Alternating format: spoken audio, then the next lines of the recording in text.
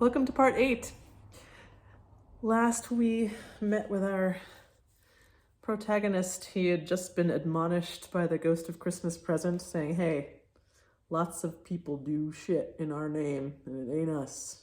He's like, remember that. Scrooge promised that he would, and they went on, invisible as they had been before, into the suburbs of the town. It was a remarkable quality of the ghost, which Scrooge had observed at the baker's, that notwithstanding his gigantic size, he could accommodate himself to any place with ease, and he stood beneath a low roof quite as gracefully and like a supernatural creature as it was possible he could have done in any lofty hall. And perhaps it was the pleasure the good spirit had in showing off this power of his, or else it was his own kind, generous, hearty nature and his sympathy with all poor men, that led him straight to Scrooge's clerk's, for there he went, and took Scrooge with him, holding to his robe.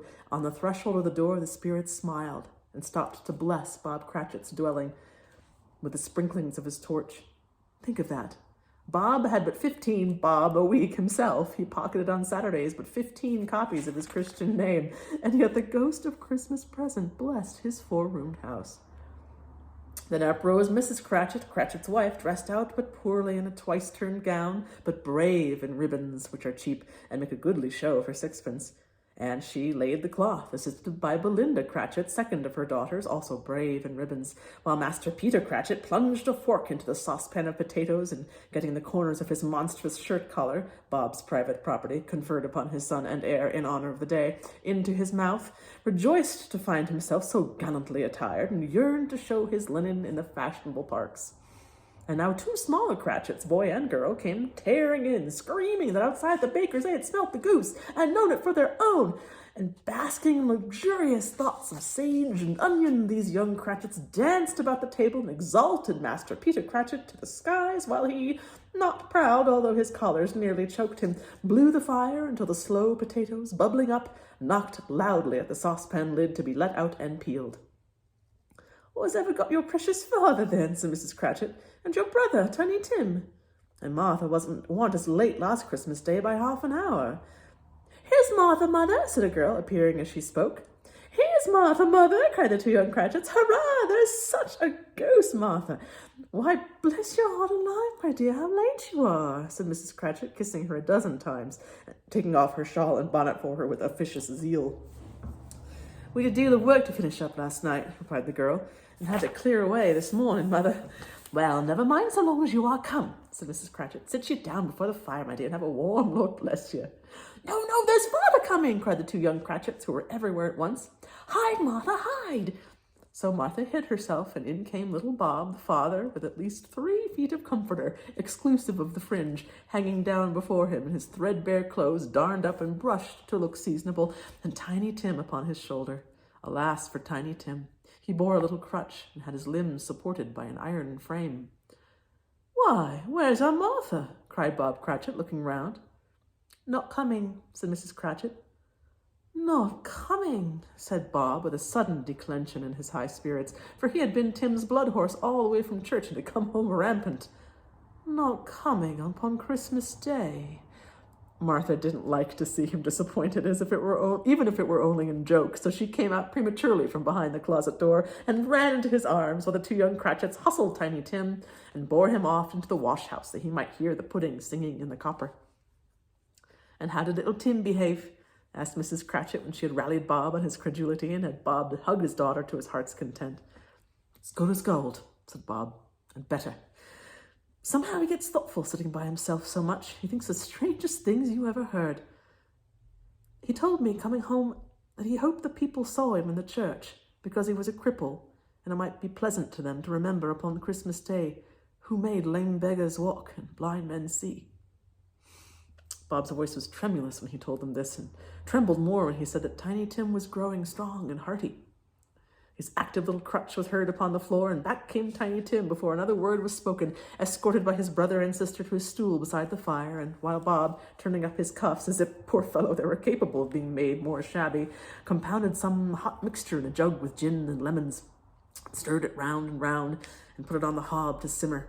Master Peter and the two ubiquitous young Cratchits went to fetch the goose, which they soon returned in a high procession. Such a bustle ensued that you might have thought a goose the rarest of all birds, a feathered phenomenon to which a black swan was a matter of course, and in truth, it was something very like it in that house. Mrs. Cratchit made the gravy ready beforehand in a little saucepan, hissing hot.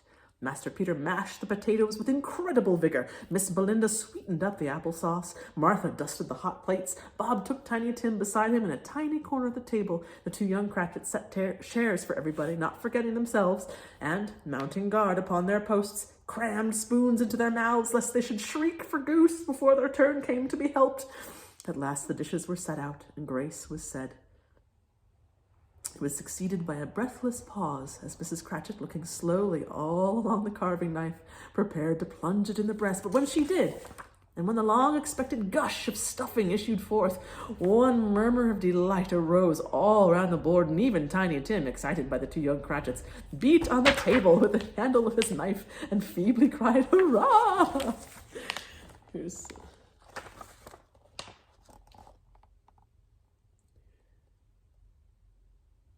These are Arthur Rackham's illustrations, by the way, in case you're curious.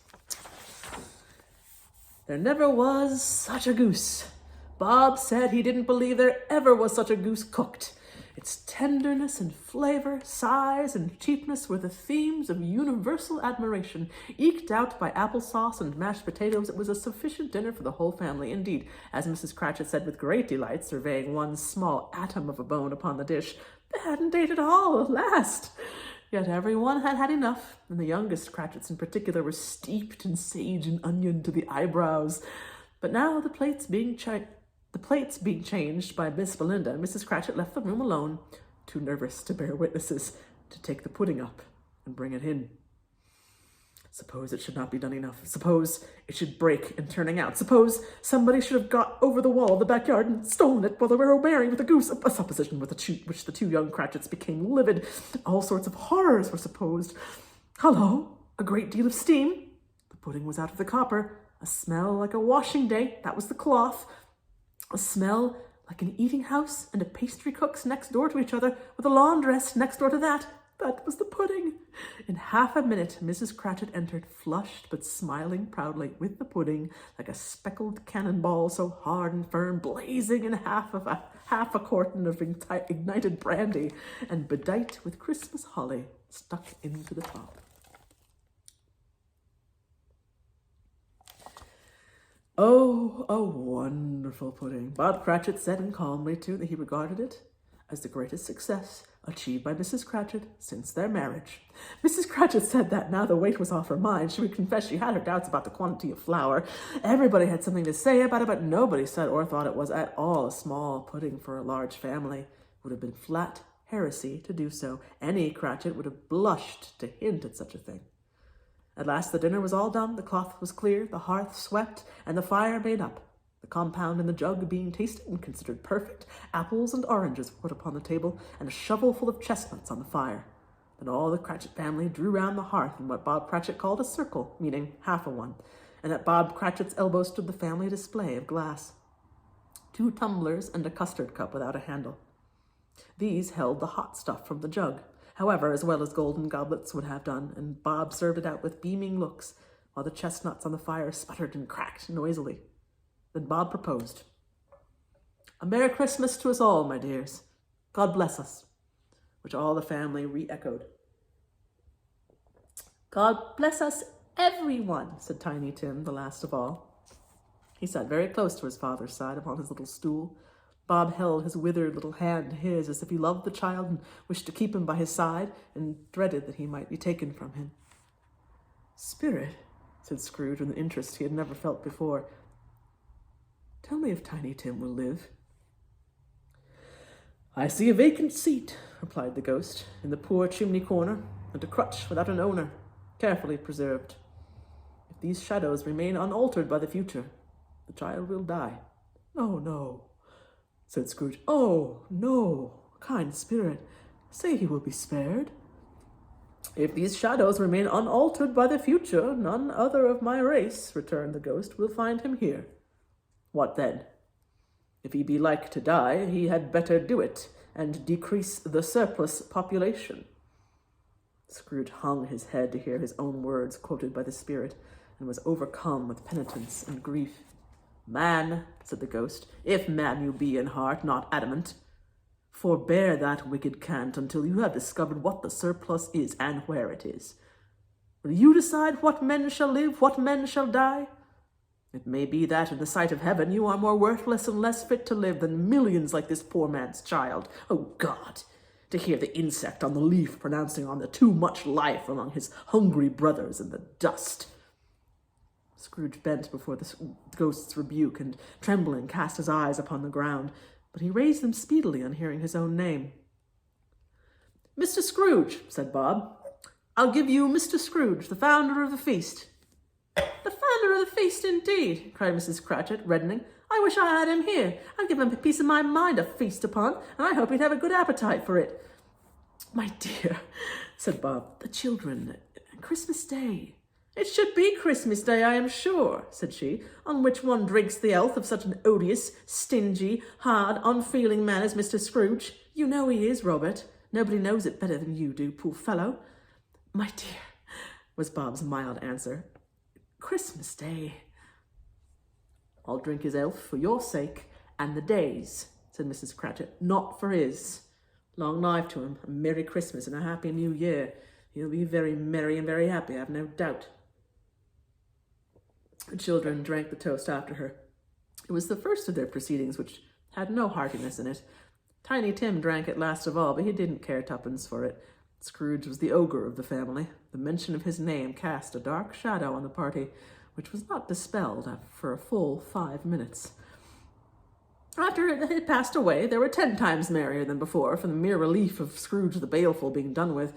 Bob Cratchit told them how he had a situation in his eye for Master Peter, which would bring in, if obtained, full 5 and 6pence weekly. The 2 young Cratchits laughed tremendously at the idea of Peter's being a man of business, and Peter himself looked thoughtfully at the fire from between his collars, as if he were deliberating what particular investments he should favour when he came into the receipt of that bewildering income.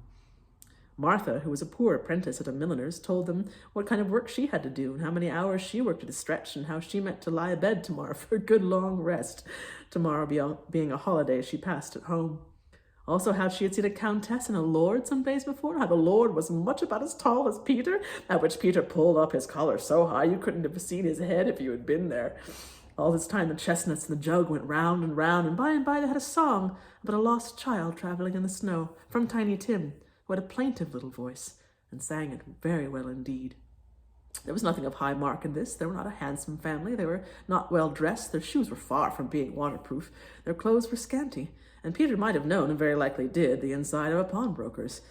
But they were happy, grateful, pleased with one another, and contented with the time.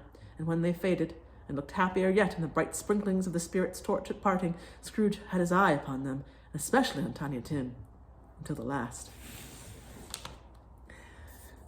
See you tomorrow.